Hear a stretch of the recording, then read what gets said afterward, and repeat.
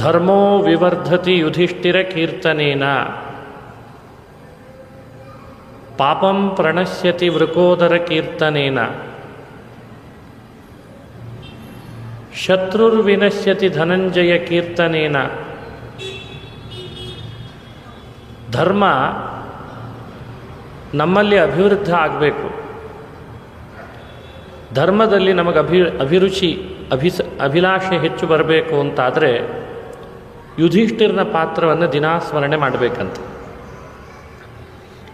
ಯಾಕೆ ಅಂದರೆ ಯುಧಿಷ್ಠಿರ ಅಂದರೆ ಧರ್ಮಮೂರ್ತಿ. ಅವನು ಹುಟ್ಟಿದ್ದೇ ಅದ್ಭುತ.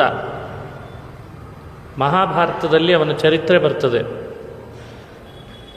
ಅವನನ್ನು ಚರಿತ್ರೆಯಲ್ಲಿ ಹೇಳಿದಂತೆ ಸ್ಮರಣೆ ಮಾಡಿದರೆ ಧರ್ಮ ಹೇಗೆ ಅಭಿವೃದ್ಧಿ ಆಗ್ತದೆ ಅನ್ನಲಿಕ್ಕೆ ಕೆಲವು ಸಂದರ್ಭಗಳನ್ನು ನೋಡ್ಬೋದು. ಪಾಂಡುರಾಜನಿಗೆ ಸ್ವರ್ಗಕ್ಕೆ ಹೋಗಬೇಕು ಅಂತ ಆಸೆ ಆದಾಗ ಸಪ್ತಋಷಿಗಳೆಲ್ಲ ಸ್ವರ್ಗಕ್ಕೆ ಅಂತ ಹೊರಟಿದ್ರು, ಹಿಮಾಲಯದ ದಾರಿ ಹಿಡಿದು. ಅವನು ಕೂಡ ಸ್ವರ್ಗಕ್ಕೆ ಹೋಗೋಣ, ಹಾಗಾದರೆ ಜೊತೆಗೆ ಹೋಗಿಬಿಟ್ರೆ ಸ್ವರ್ಗ ಸಿಕ್ಬಿಡ್ತದೆ ಅಂತ ಹೊರಟ.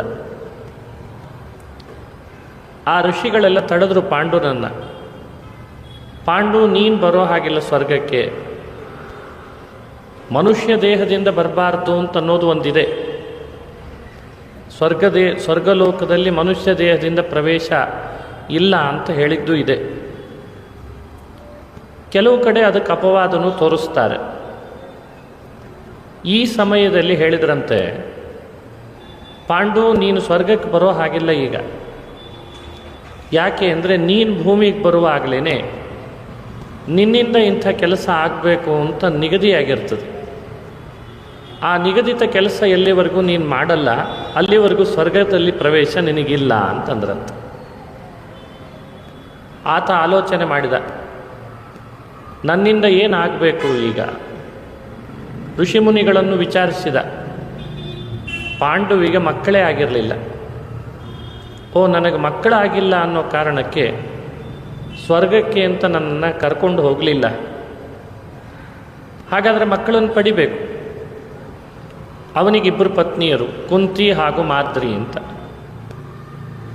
ಅವನಿಗೆ ತನ್ನ ಪತ್ನಿಯರನ್ನು ಸ್ಪರ್ಶ ಮಾಡಬಾರ್ದು ಅಂತ ಶಾಪ ಇತ್ತಂತೆ. ಪತ್ನಿಯ ಸ್ಪರ್ಶ ಮಾಡಿದರೆ ಸಾಕು, ಸಾವು ಬರಲಿ ಅಂತ ಶಾಪ. ಕಿಂದಮ ಅಂತ ಒಬ್ಬ ಋಷಿಗಳ ಶಾಪ, ಇಂದ್ರನೂ ಕೊಟ್ಟಿದ್ದ ಇನ್ನೊಂದು ರೀತಿ ಶಾಪ ಅಂತ ಎರಡು ಶಾಪ ಇತ್ತು ಅವನಿಗೆ. ಮಕ್ಕಳನ್ನು ಪಡಿಲಿಕ್ಕೆ ಪತ್ನಿ ಸ್ಪರ್ಶ ಮಾಡೋ ಹಾಗಿಲ್ಲ, ಪಡಿದೇ ಹೋದರೆ ಸ್ವರ್ಗಕ್ಕೆ ಕರ್ಕೊಂಡು ಹೋಗೋ ಹಾಗಿಲ್ಲ. ಸ್ವರ್ಗ ಬೇಕಾ, ಮಕ್ಕಳಾಗಬೇಕು. ಮಕ್ಕಳನ್ನು ಪಡೆಯೋಣ ಅಂದರೆ ಸ್ಪರ್ಶ ಮಾಡೋ ಹಾಗಿಲ್ಲ. ಇದು ಪಾಂಡುವಿನ ವಿಚಿತ್ರ ಸಂಕಟದ ಸ್ಥಿತಿ. ಇದನ್ನು ಕುಂತಿಯ ಬಳಿಗೆ ಹೇಳ್ದ. ಕುಂತಿಯ ಬಳಿಯಲ್ಲಿ ಒಂದು ಮಂತ್ರ ಇತ್ತು. ಅವಳು ಚಿಕ್ಕ ವಯಸ್ಸಿನಲ್ಲಿದ್ದಾಗಲೇ ದುರ್ವಾಸರು ಉಪದೇಶ ಮಾಡಿತ್ತು. ಎಂಥ ದೇವತೆಯಾದರೂ ಆ ಮಂತ್ರವನ್ನು ಹೇಳಿ ಕರೆದ್ರೆ ಬರ್ತಿದ್ದ. ಅವಳನ್ನು ಫಲವತ್ತರನ್ನಾಗಿ ಮಾಡಿ ಹೋಗ್ತಾ ಇದ್ದ. ಆ ಮಂತ್ರ ಅವಳಿಗೆ ಗೊತ್ತಿದೆ. ಪಾಂಡು ಇಷ್ಟೆಲ್ಲ ಹೇಳ್ತಿದ್ದಾನೆ ಎಂದಾಗ ಪಾಂಡುವಿನ ಮೇಲಿರುವ ಭಕ್ತಿಯಿಂದ ಕುಂತಿ ತನಗೆ ಗೊತ್ತಿದ್ದ ಮಂತ್ರದ ಬಗ್ಗೆ ವಿವರಣೆ ಕೊಟ್ಲಂತ. ನನಗೊಂದು ದುರ್ವಾಸರು ಮಂತ್ರ ಕೊಟ್ಟಿದ್ದಾರೆ ಚಿಕ್ಕ ವಯಸ್ಸಿನಲ್ಲಿ. ಆದರೆ ಈ ನಿಯೋಗ ಪದ್ಧತಿಯಿಂದ ಮಕ್ಕಳನ್ನು ಪಡೆಯೋದು ಉತ್ತಮ ಸ್ತರ ಅಲ್ಲ. ನೀನು ಆದೇಶ ಮಾಡುವಾಗ ನಾನು ಅದನ್ನು ಮೀರೋ ಹಾಗೂ ಇಲ್ಲ. ಪತಿ ಆದೇಶವನ್ನು ಸ್ತ್ರೀಯಾಗಿ ಮೀರಬಾರ್ದು ಅಂತ ಹೇಳ್ತದೆ. ನಿನ್ನ ಆದೇಶ ಮೀರೋ ಹಾಗಿಲ್ಲ. ಆದರೆ ನಿಯೋಗದಿಂದ ಮಕ್ಕಳನ್ನು ಪಡೆಯೋದು, ಮಂತ್ರದಿಂದ ದೇವತೆಗಳನ್ನು ಕರೆದು ಮಕ್ಕಳನ್ನು ಪಡೆಯೋದು ಉತ್ತಮ ಸ್ತರ ಏನಲ್ಲ. ಆದರೂ ನಿನ್ನ ಆದೇಶಕ್ಕೆ ನಾನು ಬೆಲೆ ಕೊಟ್ಟು ವಿಚಾರ ಮಾಡಿ ಯಾವುದಾದ್ರೂ ದೇವತೆಯನ್ನು ಕರೆಯೋಣ ಅಂತ ಹೇಳಿದ್ರಂತೆ. ಪಾಂಡುವಿಗೆ ಬಹಳ ಸಂತೋಷ ಆಯಿತು. ನೋಡಿ, ಪತ್ನಿ ಹೇಳಿಕೊಟ್ಟ ಮಂತ್ರ, ಪತ್ನಿ ಹೇಳಿಕೊಟ್ಟಂಥ ಆ ಮಾರ್ಗ ಚೆನ್ನಾಗಿದೆ ಅಂತ ಅನ್ನಿಸ್ತು. ಅವನಿಗೂ ಗೊತ್ತಿತ್ತು. ಆಗ ಪಾಂಡು ಹೇಳ್ದ, ನಾವು ಮಕ್ಕಳನ್ನು ಪಡಿಬೇಕಾದ್ರೆ ಯಾರನ್ನು ಕರಿಬೇಕು? ವೇದವ್ಯಾಸರು ಅಥವಾ ಇನ್ಯಾರೋ ಶೇಷ ಇಂಥವರನ್ನೆಲ್ಲ ಕರೆಯೋಣ ಅಂತ ಚರ್ಚೆ ಮಾಡಿದ್ದಾರೆ. ಬರೋ ಸಂಭವ ಯಾರ್ದಿದೆ, ಯಾರನ್ನು ಕರಿಬಹುದು, ಯಾರನ್ನೋ ಕರೆದರೆ ಏನಾದರೂ ಸಮಸ್ಯೆ ಆದೀತಾ, ಇದೆಲ್ಲ ಚರ್ಚೆ ಮಾಡಿದ್ದಾರೆ. ಯಾವುದೋ ಅವಿಚಾರಿತವಾಗಿ ಆಗಿರುವಂಥ ವಿಷಯಗಳಲ್ಲ ಅಂತ ಮಹಾಭಾರತ ಹೇಳ್ತದೆ. ವಿಮರ್ಶೆ ಮಾಡದೆ ಮನಸ್ಸೋ ಇಚ್ಛೆ ಬಂದಂತೆ ನಿಯೋಗ ಮಾಡಬಾರ್ದು ಅಂತ ಇದೆ. ಬಹಳ ಚರ್ಚೆ ಮಾಡಿದಾಗ ಪಾಂಡು ಹೇಳ್ತಾನೆ, ನಮ್ಮಿಂದ ಪಡೆಯುವ ಮಕ್ಕಳು ನಾಳೆ ಸಮಾಜವನ್ನು ಚೆನ್ನಾಗಿ ಧರ್ಮದಿಂದ ಆಳಬೇಕು, ಧರ್ಮದ ಸ್ಥಾಪನೆ ಆಗುವಂತಾಗಬೇಕು, ಗುಣವಂತನಾಗಿರಬೇಕು, ಅಂಥ ಮಗ ಬರಬೇಕು. ಸಾಮಾನ್ಯ ಮಗನನ್ನು ಪಡೆದರೆ ಸಾಲದು. ಇದು ಪಾಂಡುವಿನ ಆಲೋಚನೆ, ಕುಂತಿಯ ಆಲೋಚನೆ. ಇಬ್ಬರು ಗಂಡ ಹೆಂಡತಿ ವಿವಾಹಿತರಾಗಿ ಆ ವಿವಾಹದ ಫಲವಾಗಿ ಸಮಾಜಕ್ಕೆ ಒಬ್ಬ ಮಗನನ್ನು ಕೊಡಬೇಕಾದದ್ದು ಅವರ ಕರ್ತವ್ಯ. ಸಮಾಜ ಕಟ್ಟಬೇಕು. ಪ್ರಜಾಯೈ ಗೃಹಮೇಧಿನಾಂ, ಗೃಹಸ್ಥಾಶ್ರಮವನ್ನು ಸ್ವೀಕಾರ ಮಾಡುವ ಫಲ ಏನು? ಪ್ರಜಾವೃದ್ಧಿ, ವಂಶವೃದ್ಧಿ. ಈ ಉದ್ದೇಶದಿಂದಲೇ ಪಾಂಡು ಹೇಳ್ದ, ಉತ್ತಮ ಪ್ರಜೆಯನ್ನು ಸಮಾಜಕ್ಕೆ ಕೊಟ್ಟು ಹೋಗಬೇಕು ನಾವು. ನೋಡು ಕುಂತಿ, ವಿಚಾರ ಮಾಡ್ತಾ ಇದ್ದೇವೆಲ್ಲ, ಅಂಥಿಂಥ ಮಗ ಬೇಡ, ಗುಣವಂತನಾದ ಧರ್ಮವಂತನಾದ ಒಬ್ಬ ಧಾರ್ಮಿಕ ಮಗನಾಗಿ ಬರಬೇಕು, ಅಂಥ ದೇವತೆಯನ್ನು ಕರಿ. ಸರಿ ಅಂತ ಕುಂತಿ ವಿಚಾರ ಮಾಡ್ತಾ, ಧರ್ಮನನ್ನೇ ಕರೆದರೆ ಹೇಗೆ? ಧರ್ಮ ಅಂದರೆ ಧರ್ಮರಾಜ, ಯಮಧರ್ಮ ನಾರಾಯಣನ ಮಗ ಆತ. ಯಮಧರ್ಮರಾಜನನ್ನು ಕರೆದರೆ ಹೇಗೆ? ನಾರಾಯಣನ ಮಗ ಅಂತಲ್ಲ, ಅಂದರೆ ಎಲ್ಲರೂ ಭಗವಂತನ ಸೃಷ್ಟಿಯಲ್ಲಿ ಬಂದವರು, ನಾರಾಯಣನ ತಂದೆ, ನರನಾರಾಯಣರ ತಂದೆ. ಹಾಗಾದರೆ ಯಮಧರ್ಮನನ್ನು ಕರೆಯೋಣ, ಧರ್ಮದ ಸ್ಥಾಪನೆ ಆಗ್ತದೆ, ಯಮಧರ್ಮ ಬರಲಿ ಅಂತ ಕರೆದಿದ್ದಾಳೆ. ಧರ್ಮವನ್ನೇ ಮಗನನ್ನಾಗಿ ಪಡಿಬೇಕು ಅಂತ ಪಾಂಡುವಿಗೆ ಮನಸ್ಸಿನಲ್ಲಿ ಬಂದದ್ದು. ಕುಂತಿ ಅದಕ್ಕೆ ತಕ್ಕಂತೆ ಯಮನನ್ನು ಕರೆದದ್ದು. ಯಮ ಬಂದು ಕುಂತಿಯ ಗರ್ಭದಲ್ಲಿ ಪ್ರವೇಶ ಮಾಡಿದ್ದು ತಾನೇ ಸ್ವಯಂ. ಆಮೇಲೆ ಹುಟ್ಟಿದ ಅವನೇ ಯುಧಿಷ್ಠಿರ ಅಂತ ಆದ. ಯುದ್ಧದಲ್ಲಿ ಯುದ್ಧ ಮಾಡಲಿಕ್ಕೆ ನಿಂತರೆ ಆತ ಯಾರೂ ಆತನನ್ನು ಅಳಗಾಡಿಸ್ಲಿಕ್ಕೆ ಆಗ್ತಾ ಇರಲಿಲ್ಲ. ಅಷ್ಟು ಸ್ಥಿರವಾಗಿ ನಿಲ್ತಾ ಇದ್ದ. ಆದ್ದರಿಂದ ಅವನಿಗೆ ನಾಮಕರಣ ಯುಧಿಷ್ಠಿರ ಅಂತ ಮಾಡಿದ್ರಂತೆ. ಯುಧಿಸ್ಥಿರ ಯುಧಿಷ್ಠಿರ ಅಂತ ಆದಂತೆ. ಅಷ್ಟು ಸ್ಥಿರತೆ ಅವನಲ್ಲಿ ಯುದ್ಧದಲ್ಲಿ ಇತ್ತಂತ ಅವನಿಗೆ. ಇದು ಯುಧಿಷ್ಠಿರನ ಉತ್ಪತ್ತಿಯ ಚರಿತ್ರೆ. ಅವನು ಯಮನ ಅವತಾರ. ಮಹಾಭಾರತ ಕಾಲದಲ್ಲಿ ಯುಧಿಷ್ಠಿರ ಯಮನ ಅವತಾರ ಒಬ್ಬನೇ ಅಲ್ಲ. ಯಮ ಈಗಾಗಲೇ ಒಂದು ರೂಪದಿಂದ ಹುಟ್ಟಿದ್ದಂತೆ. ಅವನೇ ವಿದುರ ಅಂತಾಗಿದ್ದ. ಒಂದು ವಿದುರ, ಇನ್ನೊಂದು ಯುಧಿಷ್ಠಿರ ಅಂತ ಮಹಾಭಾರತ ಕಾಲದಲ್ಲಿ ಧರ್ಮರಾಜ ಎರಡೆರಡು ಅವತಾರ ಮಾಡಿದ್ದಾನೆ ಅಂತ ಮಹಾಭಾರತ ನಮಗೆ ಸಂದೇಶ ಕೊಡ್ತದೆ. ಯುಧಿಷ್ಠಿರನ ಸ್ವಭಾವ ಎಂಥದ್ದು?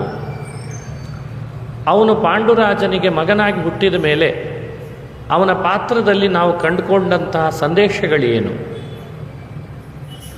ಯಾವ ಕಾರಣಕ್ಕೂ ಧರ್ಮದಿಂದ ಚ್ಯುತರಾಗಬಾರ್ದು. ಧರ್ಮವೇ ನಮ್ಮನ್ನು ರಕ್ಷಣೆ ಮಾಡ್ತದೆ. ಹಾಗಾಗಿ ಧರ್ಮದ ದಾರಿಯಲ್ಲೇ ನಡಿಬೇಕು. ಕ್ಷಮಾಗುಣದಿಂದ ಇರಬೇಕು. ಹರಿಭಕ್ತಿಯನ್ನು ಬೆರಿಬೇಕು. ಆಸ್ತಿಕತೆಯನ್ನು ಕಳ್ಕೊಳ್ಬಾರ್ದು. ದಾನದಲ್ಲಿ ರತಿ ಇರಬೇಕು. ಯಜ್ಞ ಯಾಗಗಳನ್ನು ಮಾಡೋದರಲ್ಲಿ ಮುಂಚೂಣಿಯಲ್ಲಿರಬೇಕು. ತಾನಲ್ಲದೆ ತನ್ನವರನ್ನೂ ಧರ್ಮದಲ್ಲಿ ತರಬೇಕು, ಪ್ರೇರಣೆ ಮಾಡಬೇಕು, ಸತ್ಯವಂತನಾಗಿರಬೇಕು. ಇದೆಲ್ಲ ಯುಧಿಷ್ಠಿರನ ಪಾತ್ರ. ಹಾಗಾಗಿ ಆತ ಹುಟ್ಟಿನಿಂದ ಆರಂಭ ಮಾಡಿ ಅವನ ಅವತಾರದ ಕೆಲಸಗಳೆಲ್ಲ ಮುಗಿಯೋವರೆಗೂ ಧರ್ಮದಿಂದ ಚ್ಯುತನಾಗಲೇ ಇಲ್ಲ. ಅಷ್ಟು ಧರ್ಮದಲ್ಲಿ ನಿಷ್ಠೆ ಅವನಿಗೆ. ಕೆಲವೊಮ್ಮೆ ಎಲ್ಲೋ ಒಂದು ಕಡೆ ಕೃಷ್ಣನಿಗೆ ವಿರುದ್ಧವಾಗಿ ನಡ್ಕೊಂಡದ್ದು ಕಂಡು ಬರ್ತದೆ ಮಹಾಭಾರತದಲ್ಲಿ. ಕೆಲವೊಮ್ಮೆ ಬೆರಳೆಣಿಕೆ. ಆ ಮಾತ್ರದಿಂದ ಯುಧಿಷ್ಠಿರನನ್ನು ನಾವು ನಿಮ್ಮಂತೆ ಅಂತ ಅಂದ್ಕೊಳ್ಬಾರ್ದು. ಕೃಷ್ಣ ಹೇಳ್ದ ಯುದ್ಧದಲ್ಲಿ, ಅಶ್ವತ್ಥಾಮೋ ಹತಃ ಅಂತ ನೀನು ಹೇಳು ಅಂತ. ಆ ಸಮಯದಲ್ಲಿ ಯುಧಿಷ್ಠಿರ ಅಶ್ವತ್ಥಾಮ ಯುದ್ಧ ಮಾಡ್ತಿದ್ದಾನೆ, ಕೃಷ್ಣ ಹತಃ ಅಂತ ಹೇಳು ಅಂತಿದ್ದಾನೆ ಅಂತ ಕೃಷ್ಣನ ಮಾತಿನ ಮೇಲೆ ಸಂಶಯಪಟ್ಟ. ಆ ಸಂಶಯ ಕೃಷ್ಣನ ಮಾತಿನ ಮೇಲೆ ಪಟ್ಟದ್ದಕ್ಕೆ ಸ್ವಲ್ಪ ಅವನಿಗೆ ನರಕ ದರ್ಶನದಷ್ಟು, ನರಕ ಇಲ್ಲೇ ಇಲ್ಲ ಅವರಿಗೆಲ್ಲ, ದರ್ಶನದಂತೆ ಆಯ್ತಂತೆ. ದೇವತೆಗಳಿಗೆ ನರಕವೇ ಇಲ್ಲ ಅಂತ ಹಿರಿಯರು ಹೇಳ್ತಾರೆ. ದೇವಾನಾಂ ನಿರಯೋ ನಾಸ್ತಿ, ದೇವತೆಗಳಿಗೆ ನರಕದ ಪ್ರಶ್ನೆನೇ ಇಲ್ಲ. ಅವನು ಸಾಕ್ಷಾತ್ ಧರ್ಮದ ಮೂರ್ತಿ ದೇವತೆ. ಆದರೆ ಲೋಕಕ್ಕೆ ಒಂದು ತಿಳುವಳಿಕೆ ಕೊಡಬೇಕಾಗಿತ್ತು. ಯಾರು ಕೃಷ್ಣನ ಮಾತಿನ ಮೇಲೆ ಅವಿಶ್ವಾಸ ಮಾಡ್ತಾರೆ ಅವರಿಗೆ ದುಃಖ ಆಗ್ತದೆ ಅನ್ನೋ ಸಂದೇಶ ಕೊಡಿಸ್ಬೇಕು, ಎಚ್ಚರಿಕೆ ಕೊಡಬೇಕು ಅಂತ ಇಂಥ ಘಟನೆಯನ್ನು ಧರ್ಮರಾಜನ ಪಾತ್ರದಲ್ಲಿ ಹೇಳ್ತಾರೆ. ಧರ್ಮರಾಜನಿಗೆ ಧರ್ಮ ಅಂದರೆ ಭಾಳ ಪ್ರೀತಿ, ಕೃಷ್ಣ ಅಂದರೆ ಎಲ್ಲಿಲ್ಲದ ಪ್ರೀತಿ. ಅವನು ಎಲ್ಲೂ ಧರ್ಮದಿಂದ ಜಾರಲಿಲ್ಲ ಅನ್ನೋದು ಮಹಾಭಾರತದ ಅಭಿಪ್ರಾಯ. ಎಂಥ ವಿಚಿತ್ರದ ಸ್ಥಿತಿ ಬಂದರೂ ಅವನಿಗೆ ಧರ್ಮ ಬಹಳ ಇಷ್ಟ ಆಗ್ತಾ ಇತ್ತಂತೆ. ಎಲ್ಲಿವರೆಗೂ ಇಷ್ಟ ಆಗಿತ್ತು ಅನ್ನಲಿಕ್ಕೆ ಒಂದು ಮಹಿಮೆ ಹೇಳ್ತಾರೆ, ಮಹಾಭಾರತದಲ್ಲೇ ಬರ್ತದೆ. ಕೃಷ್ಣ ಪಾಂಡವರೆಲ್ಲ ವನವಾಸ ಇನ್ನೇನು ಮುಗಿತದೆ ಎಂದಾಗ ಧರ್ಮರಾಜನ ಬಳಿಗೆ ಬಂದಿದ್ನಂತೆ. ಭೀಮನೂ ಇದ್ದ. ಸಂದರ್ಭ ಹೀಗೆ ಬಂತು, ಸಾವಿರಾರು ಜನರಿಗೆ ದಿನನಿತ್ಯ ಧರ್ಮರಾಜ ವನವಾಸದೊಳಗಿದ್ದಾಗಲೂ ಕೂಡ ಒಳ್ಳೆ ಆತಿಥ್ಯ ಮಾಡ್ತಾ ಇದ್ದಂತೆ ಯತಿಗಳಿಗೆಲ್ಲ. ಅವನಿಗೆ ಎಷ್ಟು ಅಭ್ಯಾಸ ಆಯಿತು ಅಂದರೆ, ಇನ್ನೇನು ನಮಗೆ ಧರ್ಮರಾಜ ಅಂತಾನೆ, ಇನ್ನೇನು ನಮಗೆ ದುರ್ಯೋಧನ ಹತ್ರ ರಾಜ್ಯದ ಅವಶ್ಯಕತೆ ಇಲ್ಲ ಅನಿಸ್ಬಿಡ್ತಂತೆ. ಒಬ್ಬ ಮನುಷ್ಯನಾದ ಮೇಲೆ ಅವನಿಗೇನು ಬೇಕು, ಅದರಲ್ಲೂ ಕ್ಷತ್ರಿಯನಾಗಿ ಜನಿಸಿದವನಿಗೇನು ಬೇಕು, ಅವನಿಗೆ ತನ್ನನ್ನು ನಂಬಿ ಬಂದವರನ್ನು ರಕ್ಷಣೆ ಮಾಡಬೇಕು, ಧರ್ಮ ಉಳಿಬೇಕು, ಅದು ಅವನ ಕರ್ತವ್ಯ. ಇನ್ನೇನು ರಾಜ್ಯದ ಬಯಕೆ ಬೇಕು ಅಂತಿಲ್ಲ ನನಗಿಲ್ಲ ಅಂದ. ನೋಡಿ, ಇದು ಧರ್ಮರಾಜನ ಅಭಿಪ್ರಾಯ ಆಗಿತ್ತಂತೆ. ಮಹಾಭಾರತ ಹೇಳ್ತದೆ, ಸಾಕು ಇನ್ನು ಹೋಗಿ ದುರ್ಯೋಧನ ಹತ್ರ ರಾಜ್ಯ ಕೊಡು ಅಂತ ಕೇಳಬೇಕು, ಆತ ನಾನು ಕೊಡಲ್ಲ, ನಾನು ಯುದ್ಧ ಮಾಡ್ತೀನಿ ಅಂತ ಅನ್ನಬೇಕು, ಯಾಕೆ ಬೇಕು ಅಂತಂದ. ನಾವು ರಾಜ್ಯ ಕೇಳೋದೇ ಬೇಡ, ಅವ ನಮಗೂ ಕೊಡೋದೂ ಬೇಡ, ನಾವು ಯಾವಾಗಲೂ ಇಲ್ಲೇ ಕಾಡಿನೊಳಗೆ ವಾಸ ಮಾಡಿಕೊಂಡು ಆರಾಮಾಗಿದ್ದು ಬಿಟ್ಟರೆ ಆಯಿತು. ಬಂದಂಥವರಿಗಿಷ್ಟು ಭೋಜನಕ್ಕೆ ಹಾಕೋಣ, ಅಕ್ಷಯ ಪಾತ್ರೆ ಇದೆ, ದ್ರೌಪದಿ ಇದ್ದಾಳೆ, ಅರ್ಜುನ ಇದ್ದಾನೆ, ಭೀಮಸೇನ ಇದ್ದಾನೆ, ಹಾಗಾಗಿ ನಾವು ಮತ್ತೆ ಯುದ್ಧಕ್ಕೆ ಹೋಗೋದು ಬೇಡ ಅಂತಿದ್ದಂತೆ. ಯಾಕೆ ಅಂತ ಭೀಮ ಕಾರಣ ಕೇಳಿದರೆ, ದ್ರೌಪದಿ ಕಾರಣ ಕೇಳಿದರೆ ಹೇಳ್ತಾ ಇದ್ದಂತೆ, ಭೂಮಿ ನಿಂತಿರೋದು ಕ್ಷಮಾಗುಣದಿಂದ, ಆದ್ದರಿಂದ ನಾನು ಬರೀ ಧಾರ್ಮಿಕ ಅಲ್ಲ, ನಾನು ಕ್ಷಮಾಗುಣದಿಂದ ಇರ್ತೇನೆ ಅಂತ ಹೇಳ್ತಿದ್ದಂತೆ. ಹಾಗಾಗಿ ಕ್ಷಮಾಗುಣ ಬಹಳ ಮುಖ್ಯ. ಕ್ಷಮೆಗಿಂತ ದೊಡ್ಡ ಗುಣವೇ ಇಲ್ಲ ಜಗತ್ತಿನಲ್ಲಿ. ನಾನು ಕ್ಷಮಾದಿಂದ ಇರ್ತೇನೆ, ನನಗೆ ರಾಜ್ಯ ಬೇಡ ಅಂತನ್ನೋಷ್ಟ್ರ ಮಟ್ಟಿಗೆ ಇಷ್ಟು ದ್ವೇಷ ಮಾಡಿ ರಾಜ್ಯದಿಂದ ಓಡಿಸಿ ಎಲ್ಲ ಕಸಗೊಂಡು ದುರ್ಯೋಧನ ಅವಮಾನ ಮಾಡಿ ಕಳಿಸಿದ್ದಾನೆ. ಧರ್ಮರಾಜನಿಗೆ ದುರ್ಯೋಧನನ ಬಗ್ಗೆನೂ ಕ್ಷಮಾಗುಣ ಬಂದ್ಬಿಡ್ತಂತೆ. ಇದು ನೋಡಿ, ಮಹಾಭಾರತದಲ್ಲಿ ಬರುವ ಧರ್ಮರಾಜನ ಪಾತ್ರ ಕೇಳಿದರೆ ಆಶ್ಚರ್ಯ ಆಗ್ತದೆ. ಧರ್ಮ ಕ್ಷಮೆಯ ಜೊತೆಯಲ್ಲೇ ಇರಬೇಕಾದದ್ದು ನಿಜ. ಅವನಿಗೆಷ್ಟು ಕ್ಷಮಾಗುಣ ಅಂದರೆ, ತನ್ನನ್ನು ಅವಮಾನ ಮಾಡಿದವನ ಬಗ್ಗೆನೂ ಕೂಡ ಅವನು ಕ್ಷಮೆನೇ ತೋರಿಸ್ತಿದ್ದಂತೆ. ಇದು ಧರ್ಮರಾಜನ ಪಾತ್ರ. ಪ್ರತಿಜ್ಞೆ ಬೇರೆ ಮಾಡಿದ್ದ, ನಾನಾಗಿ ದಾಳದ ಆಟಕ್ಕೆ ಹೋಗಲ್ಲ, ಯಾರಾದರೂ ಕರೆದರೆ ಇಲ್ಲ ಅನ್ನಲ್ಲ ಅಂದಿದ್ದಂತೆ. ಇದೇ ಕಾರಣಕ್ಕಾಗ ಆತ ದಾಳದ ಆಟಕ್ಕೆ ಅಂತ ಕರೆದಾಗ ಇಲ್ಲ ಅನ್ಲಿಕ್ಕೆ ಆಗದೇನೆ ಆಟ ಆಡಬೇಕಾಯ್ತಂತೆ. ಇದು ಒಂದು ಅವನಲ್ಲಿದ್ದಂಥ ನ್ಯೂನತೆ ಅಂತ ಹೇಳ್ಬೋದು. ವ್ಯಕ್ತಿಗಳು ಇಂಥ ಕೆಲವು ಮನಸ್ಸಿನಲ್ಲಿ ಮಾಡಿಕೊಳ್ಳುವ ಮಂಡಿಗೆಗಳೇ ಅವರಿಗೆ ಮುಳುವಾಗ್ತಾವಂತೆ. ಹೋಗೋದೇ ಇಲ್ಲ ಅಂತ ನಿಶ್ಚಯ ಮಾಡಿದರೆ ಅದೊಂದು ಬೇರೆಯೇ ಆಗ್ತಿತ್ತು. ಕರೆದಾಗ ಇಲ್ಲ ಅನ್ನಬಾರ್ದಲ್ಲ ಅಂತನ್ನೋ ಭಾವ ಇತ್ತಲ್ಲ, ಎಲ್ಲೋ ಧರ್ಮರಾಜನಿಗೆ ಸ್ವಲ್ಪ ಮುಳುವಾಗೋ ಹಾಗಾಯಿತು. ಇನ್ನೊಂದು ಧರ್ಮರಾಜನಲ್ಲಿ ಕಂಡದ್ದು ಅಂದರೆ ಸತ್ಯಕ್ಕೆ ಕಟ್ಟು ಬೀಳುವಂಥ ಸ್ವಭಾವ. ಅದು ನಿಜವೂ, ಅದು ಮಾಡಬೇಕಾದದ್ದು. ಸತ್ಯಕ್ಕೆ ಯಾವತ್ತಿದ್ರೂ ಕಟ್ಟು ಬೀಳ್ತಾ ಇದ್ದ. ಸುಳ್ಳಿಗೆ ಅಂಜುತ್ತಾನೆ, ಸತ್ಯಕ್ಕೆ ಕಟ್ಟು ಬೀಳ್ತಾನೆ. ಅಧರ್ಮಕ್ಕೆ ಭಯ ಪಡ್ತಾನೆ, ಧರ್ಮದಲ್ಲಿ ಧೈರ್ಯ ತೋರ್ತಾನೆ. ಇದೇ ಧರ್ಮರಾಜ ಅಂತ ಭಾವಿಸಬೇಕು. ಇವೆಲ್ಲ ವ್ಯತ್ಯಾಸ ಆಗಿದೆ ಈಗ. ಅವನು ಧರ್ಮಭೀರು. ಎಲ್ಲಾದರೂ ನನ್ನಿಂದ ಅಧರ್ಮ ನಡೆದ್ಬಿಡುತ್ತದೋ ಏನೋ. ಎಷ್ಟು ಕರುಣೆ ಅವನಿಗೆ ಅಂದರೆ, ಯುದ್ಧ ಎಲ್ಲ ಆದಮೇಲೆ ರಾಜಸೂಯ ಅಶ್ವಮೇಧ ಮಾಡಬೇಕು ಅಂದಾಗ ಮತ್ತೆ ಪ್ರಜೆಗಳ ಹತ್ರ ಕಪ್ಪ ಇಸ್ಕೊಳ್ಬೇಕಲ್ಲ ಅಂದರೆ ದುಃಖ ಆಯ್ತಂತೆ ಧರ್ಮರಾಜನಿಗೆ. ಯಾಗ ಮಾಡಬೇಕು ನಿಜ, ಆದರೆ ಪ್ರಜೆಗಳ ಹತ್ರ ಹಣ ಇಸ್ಕೊಳ್ಬೇಕು ಅಂದರೆ ಈಗ ತಾನೇ ಯುದ್ಧ ನಡೆದಿದೆ, ಪಾಪ ಅವರಿಗೆಲ್ಲ ಎಷ್ಟು ಸಲ ಕೇಳೋದು ಹೋಗಿ, ಎಷ್ಟು ದುಃಖ ಆಗಲಿಕ್ಕಿಲ್ಲ ಬೇಡ ಅಂತಿದ್ನಂತೆ. ಈ ರೀತಿ ಮನುಷ್ಯನ ಮನಸ್ಸಿನೊಳಗೆ ಇರಬೇಕಾದ ಭಾವನೆಗಳು ಮಹಾಭಾರತ ಧರ್ಮರಾಜನಿಂದ ನಮಗೆಲ್ಲ ಅದನ್ನು ಪರಿಚಯ ಮಾಡಿಸ್ತದೆ. ರಾಜ್ಯದ ಪ್ರಜೆಗಳ ಬಗ್ಗೆ ಅವನು ಮಾಡ್ತಿದ್ದಂತಹ ದೂರ ಆಲೋಚನೆ, ಅವನಲ್ಲಿದ್ದಂತಹ ಸಹಿಷ್ಣುತೆ, ದ್ವಂದ್ವ ಸಹಿಷ್ಣುತೆ, ಅವನಲ್ಲಿದ್ದಂತಹ ಕ್ಷಮಾಗುಣ, ಅವನಲ್ಲಿದ್ದ ಅಧರ್ಮದ ಬಗ್ಗೆ ಭಯ, ಧರ್ಮದ ಬಗ್ಗೆ ಕಾಳಜಿ, ಪ್ರತಿ ಹೆಜ್ಜೆ ಹೆಜ್ಜೆ ಇಡುವಾಗಲೂ ಕೂಡ ಧರ್ಮದ ಬಗ್ಗೆ ಅವನಿಗಿದ್ದ ಆಲೋಚನೆ, ಇದೆಲ್ಲ ಧರ್ಮರಾಜನ ಸ್ವಭಾವ ಮಾತ್ರ ಅಂತ ಮಹಾಭಾರತದಲ್ಲಿ ತಿಳಿಸ್ತದೆ. ಕೆಲವು ಕಡೆ ಅವನಿಂದ ತಪ್ಪು ನಡೆದದ್ದನ್ನು ಕಲಿಯ ಆವೇಶ ಅಂತ ಅನ್ನೋ ಕಾರಣ ಕೊಟ್ಟು ವಿವರಣೆ ಕೊಟ್ಟದ್ದು ಕೂಡ ನಾವು ನೋಡ್ತೇವೆ ಹಿರಿಯರು, ಭಗವತ್ಪಾದರು. ಕಲ್ಯಾವೇಶದ ಚರ್ಚೆ ನಾವು ನೀವು ಜಾಸ್ತಿ ಮಾಡೋದು ಬೇಡ ಸದ್ಯದಲ್ಲಿ. ಆದರೆ ಇಡೀ ಧರ್ಮರಾಜನ ಪಾತ್ರ ಆಲೋಚನೆ ಮಾಡಿದರೆ, ಹುಟ್ಟಿನಿಂದ ಆರಂಭ ಮಾಡಿ ಅವನು ಹೇಗಿದ್ದ ಅನ್ನಲಿಕ್ಕೆ ಇದುವರೆಗೂ ನಾವು ಕೊಟ್ಟಂತಹ ಅಂಶಗಳೇ ಅದಕ್ಕೆ ನಿದರ್ಶನ ಅಂತ ಭಾವಿಸಬೇಕು. ಹಾಗಾಗಿ ಯಾರು ಧರ್ಮರಾಜನನ್ನು ಸ್ಮರಣೆ ಮಾಡ್ತಾರೆ, ಖಂಡಿತ ಅವರ ಮನಸ್ಸಿನೊಳಗೆ ಧರ್ಮ, ಕ್ಷಮ, ಸತ್ಯ, ಅಹಿಂಸೆ, ತ್ಯಾಗ ಎಲ್ಲ ಗುಣಗಳು ಜಾಗೃತ ಆಗ್ತವೆ. ಧರ್ಮೋ ವಿವರ್ಧತಿ ಯುಧಿಷ್ಠಿರ ಕೀರ್ತನೇನ. ಈ ಮಾತಿನ ಅರ್ಥ ಇದು. ಧರ್ಮ ಒಂದೇ ಅಭಿವೃದ್ಧಿ ಆಗ್ತದೆ ಅಂತ ಭಾವಿಸಬಾರ್ದು. ಉಪಲಕ್ಷಣೆಯ ಧರ್ಮ, ತ್ಯಾಗ ಎಲ್ಲ ಗುಣಗಳು ಅಭಿವೃದ್ಧಿ ಆಗ್ತದೆ ಅಂತ ತಿಳಿಬೇಕು. ದೈವಿ ಸಂಪತ್ತು. ಪಾಪಂ ಪ್ರಣಶ್ಯತಿ ವೃಕೋದರ ಕೀರ್ತನೇನ. ಮಹಾಭಾರತದಲ್ಲಿ ಬರುವ ಮತ್ತೊಂದು ಪಾತ್ರ ಭೀಮನ ಪಾತ್ರ.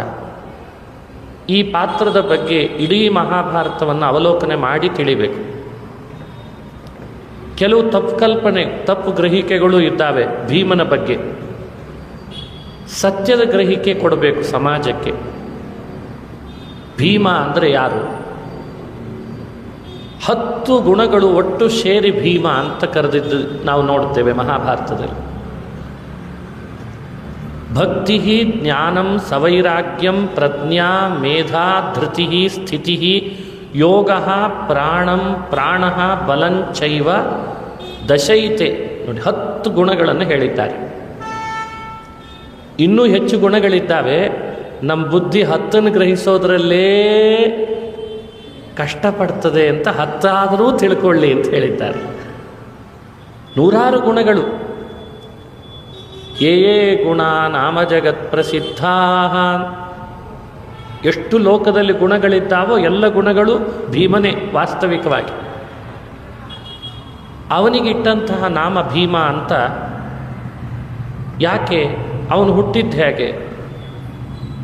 ಪಾಂಡುರಾಜ ಧರ್ಮರಾಜ ಹುಟ್ಟಿ ಕೆಲವು ವರ್ಷ ಆದಮೇಲೆ ಕುಂತಿಯ ಬಳಿಗೆ ಬಂದು ಮಾತನಾಡ್ತಾ ಹೇಳ್ತಾನೆ, ಕುಂತಿ,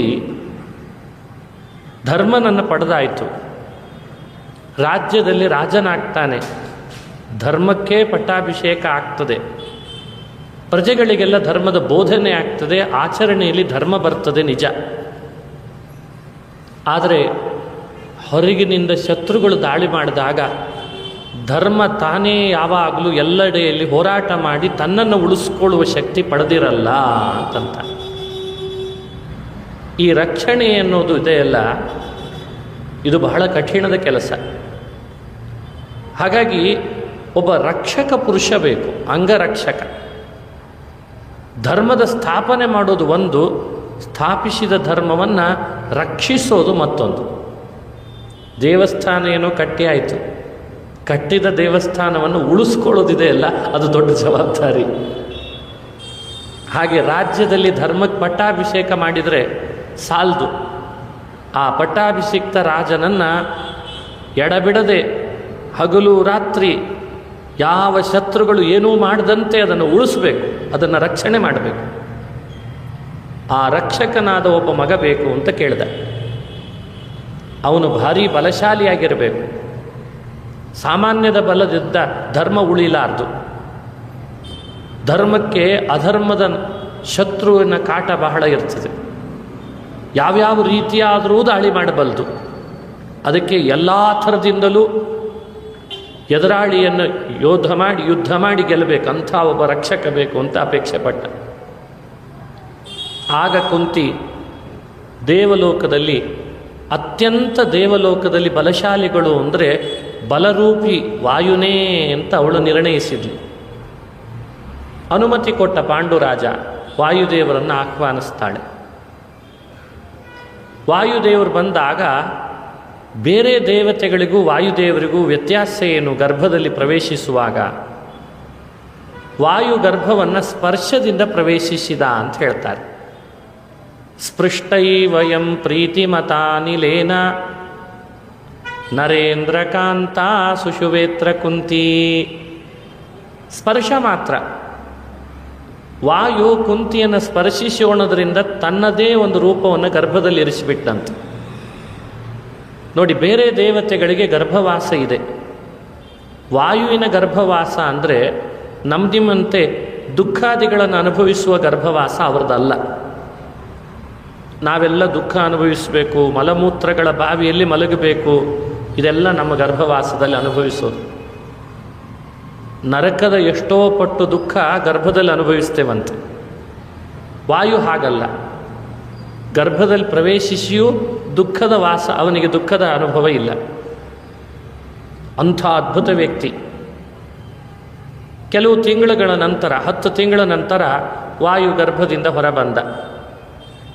ಕುಂತಿಗೆ ಎಲ್ಲಿಲ್ಲದ ಆನಂದ. ದಷ್ಟಪುಷ್ಟವಾಗಿತ್ತಂತೆ ಮಗು, ನೋಡಲಿಕ್ಕೆ ಬಹಳ ಸುಂದರವಾಗಿತ್ತು. ಈ ವಾಯುವಿಗೆ ಅವತಾರ ಮಾಡಿದ ಮೇಲೆ ನಾಮಕರಣ ಏನು ಮಾಡೋಣ? ಪಾಂಡುರಾಜ ಭೀಮಸೇನ ಅಂತ ನಾಮಕರಣ ಮಾಡೋಣ ಅಂದ. ಯಾಕೆ ಆ ಹೆಸರಿನಿಂದ ಕರೆದದ್ದು? ನೋಡಿ, ಧರ್ಮ ಅಂತ ಧರ್ಮವೃದ್ಧಿ ಆಗ್ತದೆ. ಯುಧಿಷ್ಠಿರನ ಕೀರ್ತನೆ ಅಂದರೆ ಭೀಮಸೇನನ ಕೀರ್ತನೆ ಮಾಡಿದರೆ ಪಾಪಗಳು ಪರಿಹಾರ ಆಗ್ತದೆ ಅಂತಾರೆ. ಯಾಕೆ? ಏನು ಅರ್ಥ ಅದಕ್ಕೆ? ಮಾ ಅಂದರೆ ಸಂಸ್ಕೃತದಲ್ಲಿ 7 ವಿದ್ಯೆಗಳು. ಭೀಮ ಅಂದರೆ 7 ವಿದ್ಯೆಗಳನ್ನು ಚೆನ್ನಾಗಿ ಬುದ್ಧಿಯಲ್ಲಿ ಧರಿಸಿದಾತ ಅಂತ ಅರ್ಥ. 7 ವಿದ್ಯೆಗಳನ್ನು ವೇದವೇ ಹೇಳ್ತದೆ. ಸಪ್ತ ಶಿವಾಸು ಮಾತೃಷು ತೃತೀಯಮಸ್ಯ ಋಷಭಸ್ಯ ದೋಹಸೆ ದಶ ಪ್ರಮತಿಂ ಜನಯಂತ ಯೋಷಣಃ. 4 ವೇದ, 5ನೇದ್ದು ಮಹಾಭಾರತ, 6 ಮೂಲ ರಾಮಾಯಣ, 7 ಪಂಚರಾತ್ರ. ಈ 7 ಯಾವಾಗಲೂ ಬುದ್ಧಿಯಲ್ಲಿ ಇಟ್ಟುಕೊಂಡಿರ್ತಾನಂತೆ. ಅದರ ಮರು ಪ್ರಶ್ನೆನೇ ಇಲ್ಲ. ಹಾಗಾಗಿ ಅವರಿಗೆ ಭೀಮ ಅನ್ನೋ ನಾಮ ಅನ್ವರ್ಥಕ. ಸೇನಾ ಅಂತ ಯಾಕೆ ಸೇರ್ತು? ಇನ ಅಂದರೆ ಲೋಕಕ್ಕೆಲ್ಲ ಒಡೆಯನಾದ ಭಗವಂತನಿಗೆ ಇನ ಅಂತ ಹೆಸರು. ಅವ ಯಾವಾಗಲೂ ಇವನೊಳಗೆ ಸನ್ನಿಹಿತನಾಗಿರ್ತಾನಾದ್ದರಿಂದ ಸೇನ. ಇನೇನ ಸಹಿತ ಸೇನ ಭೃತಾಹ ಮಾಹ ಏನ ಭೀಮಃ ಸೇನಃ ಭೀಮಸೇನಃ. ಈಗ ಆ ನಾಮದ ವಿವರಣೆಯನ್ನು ಕೊಡ್ತಾರೆ ಹಿರಿಯರು. ಭೀಮಸೇನ ಅನ್ನೋ ನಾಮವೇ ಇಷ್ಟು ಅರ್ಥಗರ್ಭಿತ. ಈತ ಕುಂತಿಯ ತೊಡೆ ಮೇಲೆ ಒಮ್ಮೆ ಮಲಗಿದಾಗ, ಇವರೆಲ್ಲ ಹುಟ್ಟಿದ್ದು ಹಿಮಾಲಯದ ಪ್ರಾಂತದಲ್ಲಿ, ಬದ್ರಿನಾರಾಯಣನ ಆಶ್ರಮದ ಪರಿಸರದಲ್ಲಿ ಹುಟ್ಟಿದ್ದು. ಕುಂತಿ ತೊಡೆ ಮೇಲೆ ಮಲಗಿತ್ತು ಕೂಸು. ಇದ್ದಕ್ಕಿದ್ದ ಹಾಗೆ ಯಾವುದೋ ಒಂದು ಹುಲಿ ಶಬ್ದ ಮಾಡ್ತಂತೆ. ಹುಲಿ ಶಬ್ದಕ್ಕೆ ಕುಂತಿ ಭಯಭೀತಳಾದ್ಲು. ಭಯಭೀತಳಾಗಿ ಮಗು ಮಲಗಿದೆಯಲ್ಲ ಅಂತ ಅದನ್ನು ಅವಸರದಲ್ಲಿ ಎತ್ತುಕೊಳ್ಳಿಕ್ಕೆ ಹೋದ್ಲು. ಕೈ ಜಾರಿ ಬಿಡ್ತು, ಮಗು ಬಿದ್ದೋಯ್ತು. ಬಿದ್ದದ್ದು ನೋಡಿ ಕುಂತಿ ಗಾಬರಿ ಆದ್ಲು. ಮಗು ಬಿತ್ತಲ್ಲ, ತಲೆಗೇಟಾಯ್ತೇನೋ ಅಂತ. ಪುನಃ ಮಗುವನ್ನು ನೆಲದಿಂದ ಎತ್ತುಕೊಳ್ಳಿಕ್ಕೆ ಹೋಗ್ತಾಳೆ. ಯಾವ ನೆಲದ ಮೇಲೆ ಬಿದ್ದಿತ್ತಲ್ಲ ಆ ನೆಲದಲ್ಲಿ 100 ಹೋಳಾಗಿತ್ತಂತೆ. ಅದಕ್ಕೆ ಆ ಬೆಟ್ಟಕ್ಕೆ ಶತಶೃಂಗ ಅಂತ ಹೆಸರು ಬಂತು ಅಂತ ಹೇಳ್ತಾರೆ. ಹಾಗಿರಬೇಕು ಭೀಮ. ದೇಹದ ಸ್ಪರ್ಶದಿಂದಲೇ ಬೆಟ್ಟ ಪುಡಿ ಪುಡಿ ಆಗಿಬಿಡ್ತು. ಇದು ಭೀಮಸೇನನ ಕಥೆ. ಹಾಗಾಗಿ ಭೀಮನ ಬಾಲಲೀಲೆಗಳಲ್ಲೇ ಅವನ ಪ್ರಭಾವ ಹೇಗಿತ್ತು ಅಂತ ನೀವು ನೋಡ್ಬೋದು. ಇನ್ನು ಭೀಮನ ಪಾತ್ರ ಚಿಂತನೆ ಮಾಡುವಾಗ ಶ್ರೀಕೃಷ್ಣನ ಮನಸ್ಸಿಗೆ ಯಾವ ರೀತಿಯಿಂದಲೂ ವಿರೋಧ ಮಾಡದೇ ಇರುವಂಥ ಅದ್ಭುತ ಪಾತ್ರ ಅಂತ ತಿಳಿಬೇಕಂತ. ಭಾಗವತ ಧರ್ಮವನ್ನು ಸ್ವಲ್ಪವೂ ಆಚೆ ಈಚೆ ಮಾಡದಂತೆ ಪೂರ್ಣ ಪ್ರತಿಶತ ಆಚರಣೆ ಮಾಡಿದವನು ಅಂದರೆ ಭೀಮ ಅಂತ ಅನುಸಂಧಾನ ಮಾಡಬೇಕಂತ. ಶುದ್ಧೇ ಭಾಗವತೆ ಧರ್ಮೇ ನಿರತೋ ಯದ್ವೃಕೋದರ. ಪರಿಶುದ್ಧವಾದ ಭಾಗವತ ಧರ್ಮವನ್ನು ಸಂಪೂರ್ಣವಾಗಿ ಆಚರಣೆ ಮಾಡಿದವನು ಅಂದರೆ ಭೀಮ. ಧರ್ಮರಾಜರಿಗೂ ಭೀಮಸೇನನಿಗೂ ಅಣ್ಣ ತಮ್ಮ ಭಾವ ಇದ್ದರೂ ಧರ್ಮನಿಗಿಂತಲೂ ಮೇಲಾಗಿ ಭಾಗವತ ಧರ್ಮವನ್ನು ಆಚರಿಸಿದವನು ಭೀಮ ಅಂತ ಮಹಾಭಾರತ ತಿಳಿಸ್ತದೆ. ಕೃಷ್ಣ ಪರೀಕ್ಷೆ ಮಾಡಿದರೂ ಕೂಡ ಭೀಮಸೇನ ಕೃಷ್ಣನ ವಿರುದ್ಧ ಹೋಗಲಿಲ್ಲ ಅಂತದೆ ಮಹಾಭಾರತ.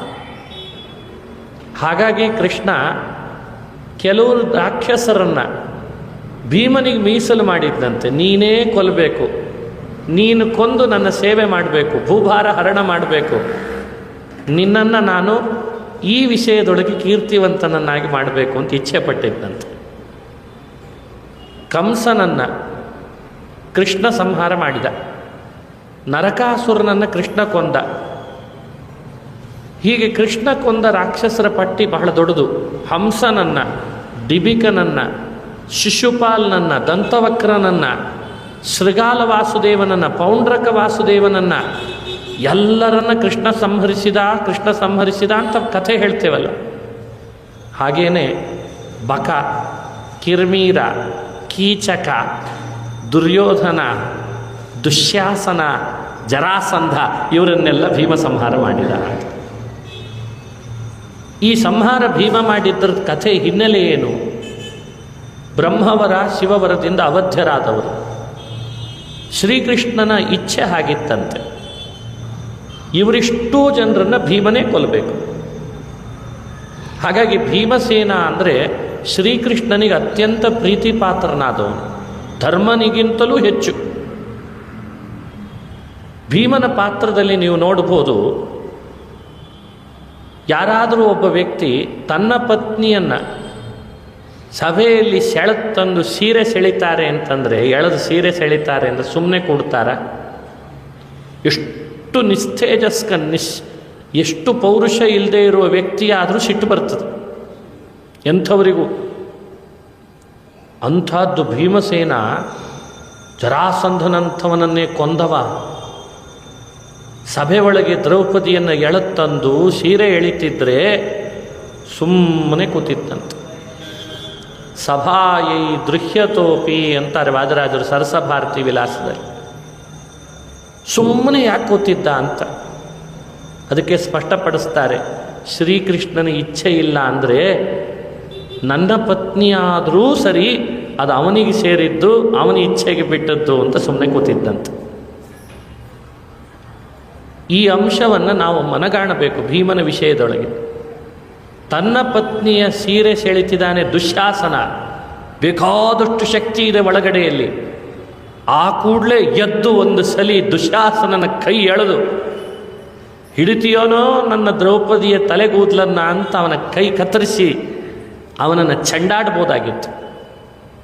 ಆದರೆ ಭೀಮ ಮಾಡಲಿಲ್ಲ ಅಂತ ಮಹಾಭಾರತ ಹೇಳ್ತದೆ.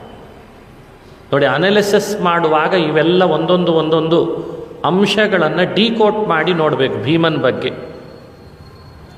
ಯಾವ ಕಾರಣಕ್ಕೂ ಎದ್ದೇಳಲಿಲ್ಲ, ಸಿಟ್ಟು ಮಾಡಲಿಲ್ಲ, ದುಶ್ಯಾಸನನನ್ನು ಕೊಲ್ಲಿಲ್ಲ. ಯಾಕೆ ಕೊಲ್ಲಿಲ್ಲ?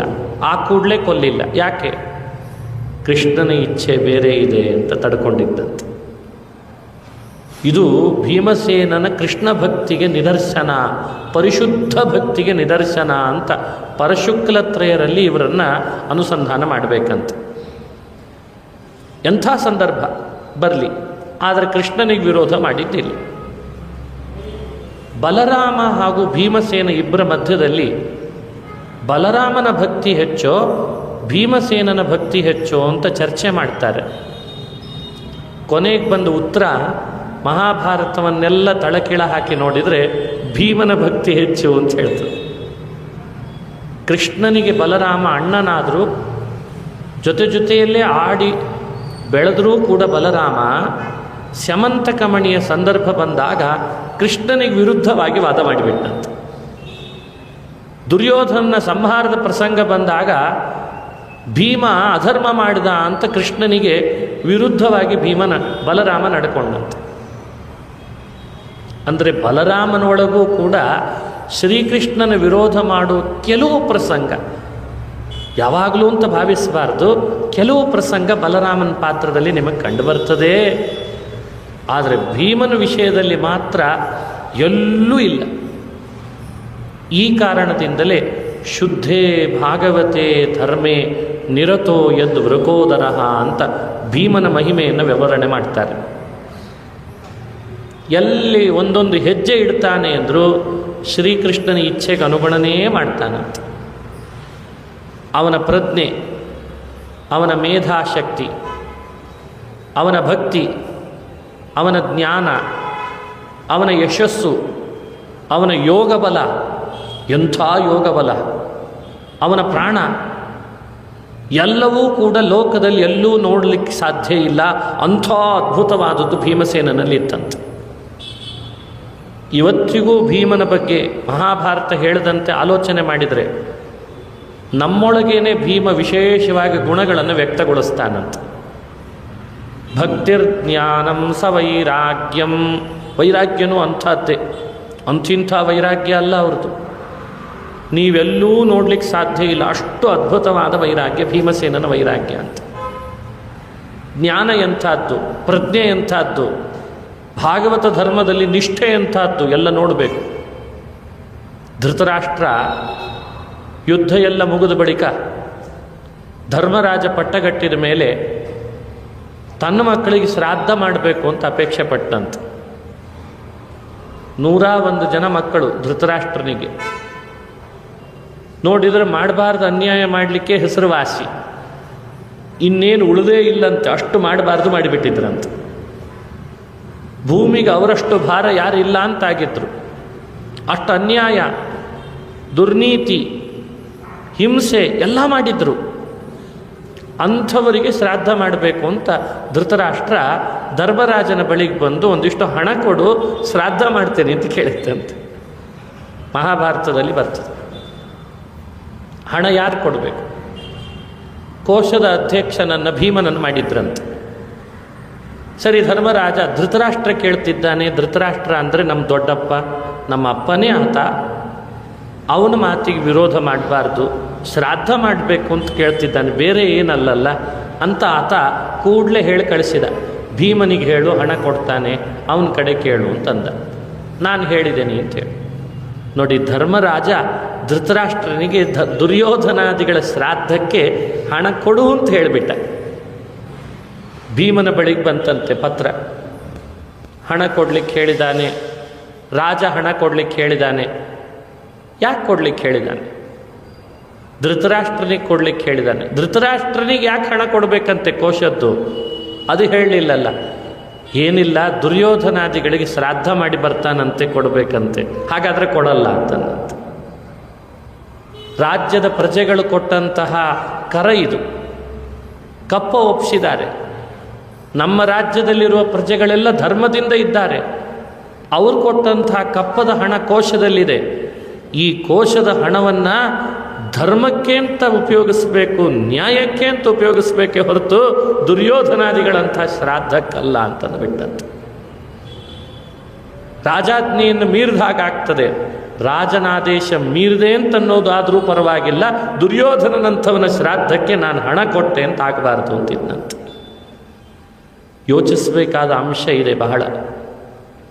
ರಾಜನ ಸ್ತರದಲ್ಲಿದ್ದ ಧರ್ಮನ ಮಾತೇನಾಗಿತ್ತು, ಕೋಶಾಧ್ಯಕ್ಷನಾಗಿದ್ದ ಭೀಮಸೇನನ ಮಾತೇನಾಗಿತ್ತು, ಒಂದು ಹಣ ಏನು ಶ್ರಾದ್ದಕ್ಕೆ ಎಷ್ಟು ಹಣ ಖರ್ಚಾಗ್ತಿತ್ತು ಭಾಳ ಆದರೆ, ನಿಮ್ಮದೆಲ್ಲ ಯೋಚನೆ ಹಾಗೆ ಎಷ್ಟು ಖರ್ಚಾಗ್ತದೆ ಭಾಳ ಆದರೆ, ಕೊಟ್ಟು ಬಿಡಬಾರ್ದೆ ಅಂತ ಅನ್ನಿಸ್ತದೆ. ಆದರೆ ಭೀಮನ ಭಾಗವತ ಧರ್ಮದ ನಿಷ್ಠೆ ಲೋಕಕ್ಕೆಲ್ಲ ಸ್ಪಷ್ಟಪಡಿಸಬೇಕು ಅಂತ ಮಹಾಭಾರತದಲ್ಲಿ ಇದನ್ನು ಹೇಳ್ತಾರೆ. ಧೃತರಾಷ್ಟ್ರ ಹಿರಿಯನಾದರೂ ಅವನನ್ನು ಭೀಮಸೇನ ಪದೇ ಪದೇ ನಿಂದಿಸ್ತಿದ್ದ ಅಂತ ಕೆಲವು ಕಡೆ ಬರ್ತದೆ. ಬಹಳ ಬಹಳ ಕಟುವಾದ ಶಬ್ದದಿಂದ ನಿಂದಿಸ್ತಿದ್ದಂತೆ. ಕೆಲವರಿಗೇನು ಅನ್ನಿಸ್ತದೆ, ಭೀಮನ ಈ ಮಾತುಗಳು ಎಷ್ಟು ತೀಕ್ಷ್ಣ ಅಲ್ಲ, ಎಷ್ಟು ಚುಚ್ಚಿ ಚುಚ್ಚಿ ಮಾತಾಡ್ತಾನೆ ಹಿರಿಯರಿಗೆ ಅಂತ. ಒಂದ್ಸಲಿ ಹೇಳೇ ಬಿಟ್ಟನಂತೆ.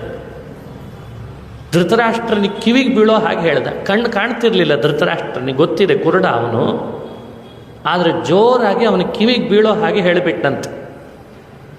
ಮನೆ ಒಳಗೆ ನಾಯಿಗೆ ಯಾವುದಾದ್ರೂ ಪಿಂಡ ಹಾಕಿದರೆ ಹಾಗಾಗ್ತದೋ ಹಾಗೆ ಹಾಕ್ತಾ ಇದ್ದಾರೆ ಈ ಧೃತರಾಷ್ಟ್ರ ಕುರುಡನಿಗೆ ಅಂದ್ರಂತೆ.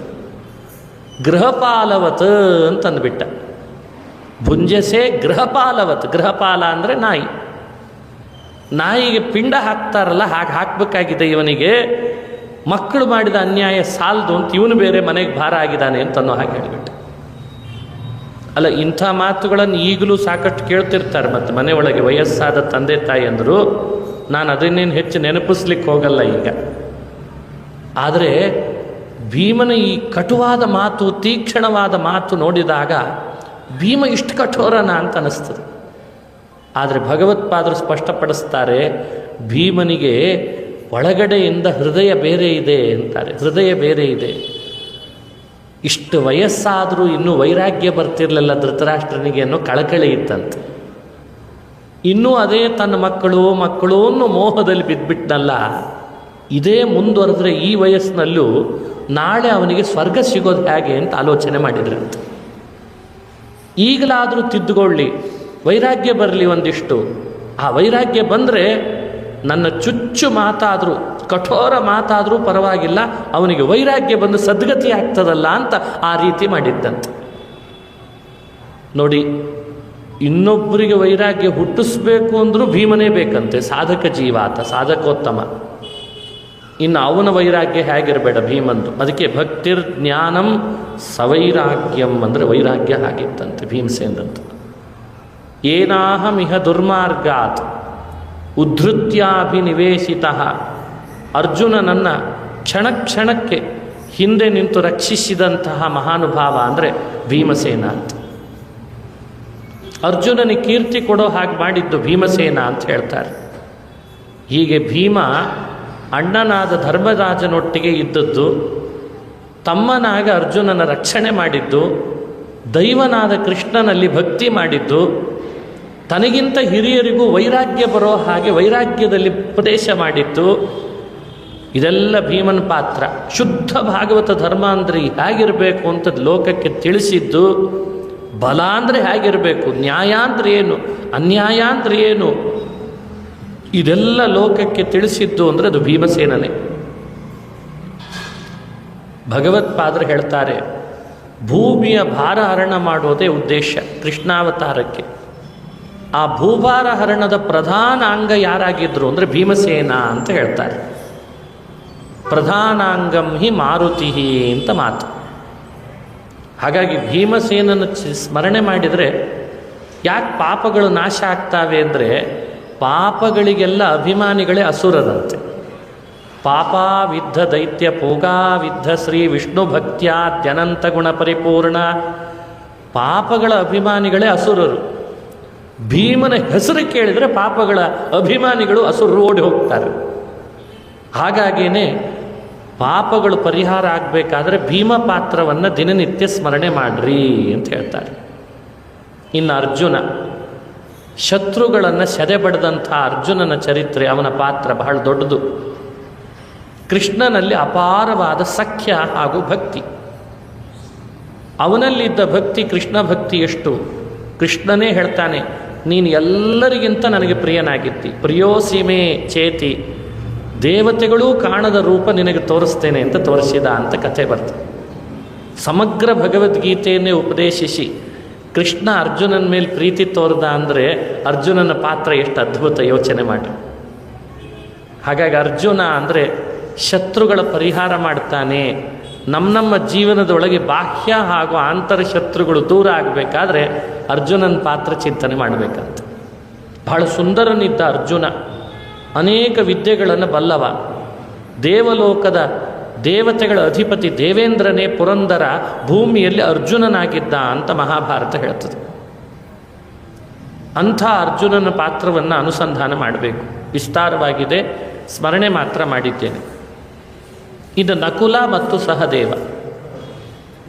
ನಕುಲ ಸಹದೇವರು ಅಂದರೆ ಅಶ್ವಿನಿ ದೇವತೆಗಳು, ಮಾದ್ರಿಯಲ್ಲಿ ಹುಟ್ಟಿದಂಥ ಮಕ್ಕಳು. ಅವರಿಬ್ಬರನ್ನು ಯಾರು ಸ್ಮರಣೆ ಮಾಡ್ತಾರೆ ಅವರ ರೋಗಗಳೆಲ್ಲ ದೂರ ಆಗ್ತದೆ ಅಂತ ಹೇಳಿದ್ದಾರೆ. ಧರ್ಮೋ ವಿವರ್ಧತಿ ಯುಧಿಷ್ಠಿರ ಕೀರ್ತನೇನ, ಪಾಪಂ ಪ್ರಣಶ್ಯತಿ ವೃಕೋದರ ಕೀರ್ತನೇನ, ಶತ್ರುರ್ವಿನಶ್ಯತಿ ಧನಂಜಯ ಕೀರ್ತನೇನ. ನೋಡಿ, ಇದೆಲ್ಲ ವೇದವ್ಯಾಸರೇ ಹೇಳಿಕೊಡುವ ಮಾತು. ಮಾದ್ರಿ ಸುತವು, ಮಾದ್ರಿಯ ಮಕ್ಕಳನ್ನು ಸ್ಮರಣೆ ಮಾಡ್ರಿ. ನಭವಂತಿ ರೋಗಾ, ರೋಗಗಳು ಉಳಿಯದಂತಾಗ್ತಾವೆ. ಯಾಕೆ? ಅಶ್ವಿನಿ ದೇವತೆಗಳೆಲ್ಲ ದೇವಲೋಕದ ವೈದ್ಯರು. ವೈದ್ಯರನ್ನು ಸ್ಮರಣೆ ಮಾಡಿದರೆ ರೋಗ ಕಳೀತಾರಂತೆ. ಅದು ಮಹಾಭಾರತದ ಪ್ರಮುಖ ಈ ಪಾತ್ರಗಳಲ್ಲಿ ನಾವು ನೋಡಬೇಕಾದಂಥ ಅಂಶ. ಇನ್ನು ಕುಂತಿಯ ಪಾತ್ರ ಹೇರಳವಾಗಿ ಮಹಾಭಾರತದೊಳಗೆ ನೋಡ್ತೇವೆ. ನೋಡಿ, ಕುಂತಿಯ ಚರಿತ್ರೆಯನ್ನು ವ್ಯಾಸರು ಹೇಗೆ ಬಣ್ಣಿಸ್ತಾರೆ ಅಂದರೆ, ವಿವಾಹಕ್ಕಿಂತ ಪೂರ್ವದಲ್ಲಿ ಮಕ್ಕಳನ್ನು ಪಡೆದ್ಲು ಅಂತ ಹೇಳ್ತಾರೆ. ಕುಂತಿ ನಿನ್ನಂಥ ಧನ್ಯಳು ಯಾರೂ ಇಲ್ಲ ಅಂತ ಹೇಳ್ತಾರೆ. ಕುಂತಿ, ನೀನು ನಿಜವಾದ ಭಕ್ತಳು ಕೃಷ್ಣನಿಗೆ, ನೀನು ವ್ಯಥೆ ಪಡಬೇಡ. ನೀನು ಯಜ್ಞ ಯಾಗಗಳನ್ನು ದಾನ ಧರ್ಮಗಳನ್ನು ಮಾಡಿಸ್ಬೇಕು ಅಂತ ನಿನಗೆ ಹಣ ಬೇಕಲ್ಲ, ನಾನು ಹಣ ಕೊಡ್ತೀನಿ ಅಂತ ವೇದವ್ಯಾಸರು ಅವಳಿಗೆ ಹಣ ಕೊಟ್ಬಿಟ್ರಂತೆ. ಮಹಾಭಾರತದಲ್ಲಿ ಬರ್ತದೆ. ನೀನು ಮಾಡಿಸು ಧರ್ಮದ ಕಾರ್ಯವನ್ನು. ನಿನಗೆ ಗಂಡ ಇಲ್ಲ ಅಂತ ವ್ಯಥೆ ಪಡಬೇಡ, ನಿನಗೆ ಸದ್ಗತಿ ಇದೆ. ಅಯ್ಯೋ, ಮಕ್ಕಳನ್ನು ಮೊದಲೇ ಪಡೆದು ಬಿಟ್ಟನಲ್ಲ ಅಂತ ವ್ಯಥೆ ಪಡಬೇಡ, ನಿನಗೆ ಸದ್ಗತಿ ಇದೆ, ನಾನಿದ್ದೇನೆ ಅಂತ ಅಭಯ ಕೊಟ್ಬಿಟ್ಟಂತೆ. ಪಾಂಡವರಂಥ ಮಕ್ಕಳನ್ನು ಸಮಾಜಕ್ಕೆ ಕೊಟ್ಲು ಕುಂತಿ ಅಂತ ಅವಳ ಯಶಸ್ಸು ನಿಜ. ಅರೆರೇ, ಕರ್ಣನಂಥ ಮಗನನ್ನು ಮೊದಲೇ ಪಡೆದು ಬಿಟ್ಲಲ್ಲ ಅಂತ ಅವಳಿಗೊಂದು ಕಳಂಕವೂ ಇದೆ. ಎರಡನ್ನೂ ಮಹಾಭಾರತ ಚಿಂತಿಸಿ ಬಹಳ ಅದ್ಭುತವಾಗಿ ವರ್ಣನೆ ಮಾಡುತ್ತದೆ. ಕಷ್ಟಗಳನ್ನು ಎದುರಿಸೋದ್ರಲ್ಲಿ ಕುಂತಿ ಸಮಾಜಕ್ಕೆ ಸ್ಫೂರ್ತಿಯಾಗಲಿ ಅಂತ ಹೇಳ್ತಾರೆ. ಹುಟ್ಟಿನಿಂದ ಕಷ್ಟ ಅನುಭವಿಸಿದವಳು. ಹಾಗಾಗಿ ಕಷ್ಟದ ಕಡಲವಳು. ಅವಳ ಪಾತ್ರನೇ ಬಹಳ ಅದ್ಭುತ. ಎಂಥ ಹೆಣ್ಣು ಮಕ್ಕಳಿಗೂ ಅವಳು ಸ್ಫೂರ್ತಿಯಾಗಲಿ ಅಂತಾರೆ. ಇದು ಕುಂತಿ ಪಾತ್ರ. ಇನ್ನು ಭೀಷ್ಮನ ಪಾತ್ರ, ಆಜನ್ಮ ಬ್ರಹ್ಮಚಾರಿಯಾಗಿರಬೇಕಾದ್ರೆ ಏನು ಸಾಧಾರಣನೇ. ತಂದೆಗೋಸ್ಕರ ತಾನು ಮಾಡಿದಂಥ ಪ್ರತಿಜ್ಞೆ ಜನ್ಮ ಇಡೀ ಬ್ರಹ್ಮಚಾರಿಯಾಗಿ ಉಳಿದುಬಿಟ್ಟ. ಆದರೆ ಅವನ ವಿದ್ಯೆ 525 ವರ್ಷ ಅಧ್ಯಯನ ಮಾಡಿದ. ಪರಶುರಾಮ ಬೃಹಸ್ಪತ್ಯಾಚಾರ್ಯರನ್ನು ಗುರುಗಳನ್ನು ಮಾಡಿಕೊಂಡು ಶ್ರೀಕೃಷ್ಣನ ವಿರುದ್ಧವಾಗಿ ನಿಂತನಲ್ಲ ಅನ್ನೋ ಕಾರಣಕ್ಕೆ ಶರಶೈಯಲ್ಲೇ ಮಲಗಿ ದುಃಖದಿಂದ ಪಶ್ಚಾತ್ತಾಪದಿಂದ ಕೃಷ್ಣನನ್ನು ಸ್ತುತಿಸಿ ಜಗತ್ತಿಗೆ ವಿಷ್ಣು ಸಹಸ್ರನಾಮವನ್ನು ಕೊಟ್ಟ ಮಹಾನುಭಾವ ಭೀಷ್ಮ ಅಂತ ಭೀಷ್ಮನನ್ನು ಚಿಂತನೆ ಮಾಡಬೇಕು. ಎಂಥ ಅದ್ಭುತ ವಿಷ್ಣು ಸಹಸ್ರನಾಮ! ಭಗವಂತ ಯಾರಿಂದಲೂ ಹೇಳಿಸಲಿಲ್ಲ, ಅದನ್ನು ಭೀಷ್ಮನಿಂದ ಹೇಳಿಸಿದ. ಅದು ಎಲ್ಲಿ ಹೇಳಿಸಿದ? ಯುದ್ಧ ಭೂಮಿಯಲ್ಲಿ ಶರಶೈಯಲ್ಲಿ ಮಲಗಿ ಗಂಟ್ಲ ಆರ್ತಾ ಇದೆ, ಬಾಣಗಳು ಚುಚ್ಚಿ ರಕ್ತಸ್ರಾವ ಆಗ್ತಿದೆ. ಉತ್ತರಾಯಣ ಬರಲಿ ಅಂತ ಕಾಯ್ತಾ ಕೂತಿದ್ರಂತೆ. ನೀನು ವಿಷ್ಣು ಸಹಸ್ರನಾಮ ಹೇಳು, ನಿನ್ನ ಬಾಯಿಂದ ಕೇಳ್ತೇನೆ ಅಂತಂತಾನೆ ಅಂದರೆ ಭೀಷ್ಮನ ಅವಗುಣಗಳ ಎಣಿಸಿದನೇ ಕರುಣಾ ಸಮುದ್ರ ಹರಿ ಅಂತಾರೆ. ಆ ಭೀಷ್ಮ ಅಂದರೆ ಭೀಷ್ಮನೇ, ಅದು ಅದ್ಭುತವಾದ ಪಾತ್ರ. ದ್ರೋಣ ಬೃಹಸ್ಪತಿ ದೇವಗುರು ಭೂಮಿಗೆ ಬರುವಾಗ 2 ಅವತಾರ ಮಾಡಿದ. ಕೃಷ್ಣನ ಅತಿ ಹತ್ತಿರದಲ್ಲಿರಬೇಕು ಅಂತ ಉದ್ಧವನಾದ. ಕೃಷ್ಣನ ಅನುಮತಿಯಂತೆ ಪಾಂಡವ ಕೌರವರಿಗೆ ವಿದ್ಯಾಭ್ಯಾಸ ಮಾಡಿಸ್ಬೇಕು ಅಂತ ಹೇಳಿ ದ್ರೋಣನಾದ ಅಂತ ಮಹಾಭಾರತ ಹೇಳ್ತದೆ. ಅವನ ಸ್ಮರಣೆ ಮಾಡಿದರೆ ಸಾಕಂತೆ ಬೃಹಸ್ಪತಿಯನ್ನು. ಏನವರ ನೀತಿಶಾಸ್ತ್ರ! ಜಗತ್ತಿಗೆಲ್ಲ ಬೃಹಸ್ಪತ್ಯಾಚಾರ್ಯರ ನೀತಿಶಾಸ್ತ್ರ ವಿದುರನ ಮೂಲಕ 14 ಅಂಶ ಸಿಕ್ತಂತೆ. ಇವತ್ತು ಪೂರ್ಣ ಸಿಕ್ಕಿಲ್ಲ. ಬೃಹಸ್ಪತಿ ನೀತಿ ಅದು 14 ಅಂಶನೇ ಇಷ್ಟಿದೆ. ವಿದುರ ನೀತಿ ಎಲ್ಲ ಇದ್ದರೆ ಹೇಗಿರಬೇಡ ಹೇಳಿ. ಪ್ರಚಂಡ ಬುದ್ಧಿವಂತ. ದ್ರೋಣನ ಅಪ್ರತಿಗ್ರಹ ಅನ್ನುವ ಧರ್ಮದ ನಿಷ್ಠೆ. ತಾನೊಬ್ಬ ಬ್ರಾಹ್ಮಣನಾಗಿ ಇನ್ನೊಬ್ಬರನ್ನ ಕೈ ಒಡ್ಡಲ್ಲ ಅನ್ನುವ ಅವನ ಪ್ರತಿಜ್ಞೆ. ಇಂಥವನಿಗಲ್ಲದೆ ಕೃಷ್ಣ ಇನ್ಯಾರಿಗೆ ವಶನಾಗಬೇಕು ಹೇಳ್ರಿ? ಇಂಥವನಿಗಲ್ಲೇ ಕೀರ್ತಿ ಇನ್ಯಾರಿಗೆ ಕೊಡಬೇಕು ಕೃಷ್ಣ? ಒಂದು ಬಾರಿ ಒಬ್ಬನ ಬಳಿಗೂ ಹೋಗಿ ಇಂಥದ್ದನ್ನು ಕೊಡು ಅಂತ ಕೇಳಲೇ ಇಲ್ಲಂತೆ ವ್ಯಕ್ತಿ. ಎಷ್ಟೇ ಬಡತನ ಇರಲಿ, ಎಷ್ಟು ದೊಡ್ಡ ದೊಡ್ಡ ರಾಜಕುಮಾರರೆಲ್ಲ ತನ್ನ ಬಳಿಗೆ ಅಧ್ಯಯನ ಮಾಡಿದರೂ ಕೂಡ ಇಂಥದ್ದು ನನಗೆ ಬೇಕು ಅಂತ ಅಪೇಕ್ಷೆ ಪಡಲಿಲ್ಲ. ಅಪ್ರತಿಗ್ರಹೋಚ್ಛ ಸ್ವಧರ್ಮ ನಿರತೋ ಎಂಬಿಪ್ರಹ. ಅಷ್ಟು ಧರ್ಮದ ನಿಷ್ಠೆ ಅಂತ. ಹಾಗಾಗಿ ಧರ್ಮದ ನಿಷ್ಠೆಗೆ ಮತ್ತೊಂದು ಹೆಸರೇ ಅದು ದ್ರೋಣ. ವಿದ್ಯೆಯನ್ನು ಮಾರಲಿಲ್ಲ. ಕೃಷ್ಣನ ಅನುಮತಿಯಂತೆ ಎಲ್ಲ ವಿದ್ಯೆಯನ್ನು ಪಾಂಡವ ಕೌರವರಿಗೆ ಧಾರೆ ಎರೆದರಂತೆ. ಎಲ್ಲಿವರೆಗೂ ಅಂದರೆ ಅವರ ಧರ್ಮ, ಅವರ ಸ್ವಾಧ್ಯಾಯ, ಅವರ ಪಾಠ, ಅವರ ಗುರುತ್ವ ಎಷ್ಟು ದೊಡ್ಡದು ಅಂತ ಅನ್ಲಿಕ್ಕೆ ಹೇಳ್ತೇನೆ. ತನ್ನನ್ನೇ ಕೊಲ್ಲಿಕ್ಕೆ ಹುಟ್ಟಿದಾನೆ ಅಂತ ಗೊತ್ತಿತ್ತಂತೆ ದೃಪದನ ಮಗ. ತನ್ನನ್ನೇ ಕೊಲ್ಲಿಕ್ಕೆ ಹುಟ್ಟಿದಾನೆ ಅಂತ ಗೊತ್ತಿತ್ತು. ದೃಷ್ಟದ್ಯುಮ್ನ ಹುಟ್ಟಿದ್ದೇ ದ್ರೋಣಾಚಾರ್ಯರನ್ನು ಕೊಲ್ಲಿಕ್ಕೆ. ಅವನು ಯಾಗ ಮಾಡಿ ಪಡೆದಿದ್ದ ದೃಪದ ರಾಜ. ದೃಪದ ರಾಜ ಇಬ್ಬರನ್ನು ಪಡೆದ. ಅರ್ಜುನನನ್ನು ಅಳಿಯನನ್ನು ಮಾಡಿಕೊಳ್ಬೇಕು ಅಂತ ದ್ರೌಪದಿಯನ್ನು ಪಡೆದ. ದ್ರೋಣಾಚಾರ್ಯರನ್ನು ಕೊಲ್ಲಲಿಕ್ಕೆ ಒಬ್ಬ ಮಗ ಬೇಕು ಅಂತ ದೃಷ್ಟದ್ಯುಮ್ನನ್ನು ಪಡೆದಿದ್ದ. ಇಬ್ಬರು ಅಗ್ನಿಕುಂಡದಿಂದ ಬಂದಿದ್ದರಂತೆ. ವಯಸ್ಸು ಸಣ್ಣದು ದೃಷ್ಟದ್ಯುಮ್ನನಿಗೆ. ಆದರೆ ವಿದ್ಯಾಭ್ಯಾಸ ಯಾರು ಮಾಡಿಸ್ಬೇಕು? ದ್ರೋಣಾಚಾರ್ಯ ಹತ್ರ ಕಳಿಸ್ಕೊಟ್ನಂತೆ. ಏನು ಅಪ್ಪ ನೋಡ್ರಿ, ಅವರನ್ನೇ ಕೊಲ್ಲಿಕ್ಕೆ ಅವ್ರ ಹತ್ರನೇ ಪಾಠ ಕೇಳಲಿಕ್ಕೆ ಕಳಿಸಿದ್ನಂತ ಅಪ್ಪ. ಆಯಿತು ಅಂದರು. ದೃಪದ ರಾಜನ ಮಗ ದೃಷ್ಟದ್ಯುಮ್ನ ನನಗೆ ಪಾಠ ಮಾಡ್ರಿ ಅಂತ ಬಂದ. ಗೊತ್ತಿಲ್ಲವೇ ದ್ರೋಣಾಚಾರ್ಯರಿಗೆ ಇವ ಇಂದಲ್ಲ ನಾಳೆ ಯುದ್ಧದಲ್ಲಿ ನನ್ನ ಕುತ್ತಿಗೆಗೆ ಖಡ್ಗ ಹಾಕ್ತಾನೆ ಅಂತ ಗೊತ್ತಿತ್ತಂತೆ. ಅದಕ್ಕೆ ಪಾಠ ಮಾಡ್ತೀನಿ ಬಾ ಅಂತ ಕರೆದ್ರಂತೆ. ಇದು ಮಹಾಭಾರತದ ದ್ರೋಣ ಅಂದರೆ ಸಾಧಾರಣ ಅಲ್ಲ. ಯಾರು ಮಾಡ್ತಾರೆ ಈ ಥರ? ಅರೆ, ನಿಮ್ಮನ್ನೇ ನಾಳೆ ಒಬ್ಬ ಕೊಲ್ತಾನೆ ಅಂತ ನಿರ್ಧಾರ ಆದ ವ್ಯಕ್ತಿಯನ್ನು ನೀವೇ ಮನೆಯಲ್ಲಿ ಇರಿಸಿ ಬಾ ನಿನಗೆ ಎಲ್ಲ ವಿದ್ಯೆಯನ್ನು ಪಾಠ ಮಾಡ್ತೇನೆ ಅಂದರೆ ಯಾರು ಮಾಡ್ತಾರೆ ಜಗತ್ತಿನೊಳಗೆ? ಅದ್ಭುತ ಧರ್ಮನಿಷ್ಠೆ. ನನ್ನನ್ನು ಕೊಲ್ಲುವವನು ಅಂತ ನಾನು ಪಾಠ ಮಾಡದೇ ಇರಬಾರ್ದು. ನನ್ನ ಶಿಷ್ಯನಾಗಿದ್ದಾನೆ ಅಂದಮೇಲೆ ಬ್ರಾಹ್ಮಣನಿಗೆ ಏನು ಕರ್ತವ್ಯ? ಜಪ ಉಪದೇಶ.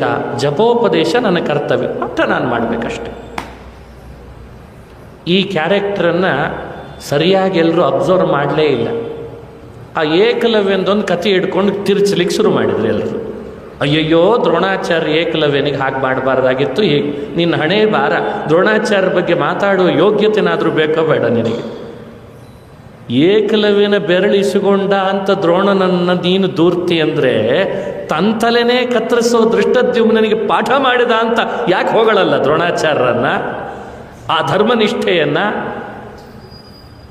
ಬರೀ ತಿರ್ಚಿ ತಿರ್ಚಿ ಇತಿಹಾಸಗಳನ್ನು ಬರೆದವರೇ ಬಹಳ, ಅಪಚಾರ ಮಾಡಿದವರು ಬಹಳ. ಇದು ದ್ರೋಣ ಅಂದರೆ. ಹೀಗೆ ಭೀಷ್ಮ, ದ್ರೋಣ, ದೃಪದ, ಕೃಪ, ಹಾಗೆ ಅಶ್ವತ್ಥಾಮ, ಕರ್ಣ, ದುರಂತ ನಾಯಕ ಕರ್ಣ, ಇವರದೆಲ್ಲ ಪಾತ್ರಗಳು ಮಹಾಭಾರತದಲ್ಲಿ ಅನೇಕ ಅಂಶಗಳನ್ನು ಪ್ರತಿಬಿಂಬಿಸಿ ನಮ್ಮ ಕಣ್ಣು ಮುಂದೆ ಇದ್ದಾವೆ. ಸಮಯ ನೋಡಿ ನೋಡಿ ಅದನ್ನು ಮುಂದುವರಿಸೋಣ ಅಂತ ಹೇಳ್ತಾ ಇವತ್ತಿನ ಉಪನ್ಯಾಸವನ್ನು ಮುಗಿಸುವ ಸಮಯ ಆಗಿದೆ. ಕೊನೆಗೆ ಕೃಷ್ಣನನ್ನು ಮತ್ತಷ್ಟು ಸ್ಮರಣೆ ಮಾಡಿ, ನಿನ್ನೆ ತಿಳಿಸಿದಂತೆ ಕೃಷ್ಣನ ಕೆಲವು ಸಂದೇಶಗಳನ್ನು ನೋಡ್ತಾ ಬಂದಿದ್ದೇವೆ. ಹಾಗೆ ಮುಂದುವರಿಸಿ ಕೃಷ್ಣನ ಪಾತ್ರದ ಬಗ್ಗೆಯೂ ಚಿಂತನೆ ಮಾಡೋಣ ಮುಂದೆ ಅಂತ ಹೇಳ್ತಾ ಈ ಪ್ರವಚನದ ಪ್ರಾಯೋಜಕರಾಗಿ ಕುರುಡಿ ಪ್ರಾಣೇಶರಾಯ ದಂಪತಿಗಳು ಬಹಳ ಶ್ರದ್ಧೆಯಿಂದ ಅವರು ಎಷ್ಟು ಬಾರಿ ಮೊಬೈಲಿಗೆ ಫೋನ್ ಮಾಡಿದ್ದಾರೆ ಅಂತ ನಾನು ಹೇಳಲಿಕ್ಕೆ ಸಾಧ್ಯ ಇಲ್ಲ. ಅಷ್ಟು ನನ್ನನ್ನು ಬರಲೇಬೇಕು, ಪ್ರವಚನ ಮಾಡಲೇಬೇಕು ಅಂತ ಅಭಿಮಾನ ತೋರಿದ್ದಾರೆ. ನಿಜವಾಗಲೂ ಆ ಇಬ್ಬರು ದಂಪತಿಗಳು ನನ್ನ ತಂದೆ ತಾಯಿಯಂದ್ರೆ ಸಮಾನ. ಅವರು, ನಾನು ಅವರಿಗೆ ನಮಸ್ಕಾರ ಧನ್ಯವಾದಗಳನ್ನು ಸಲ್ಲಿಸ್ತೇನೆ.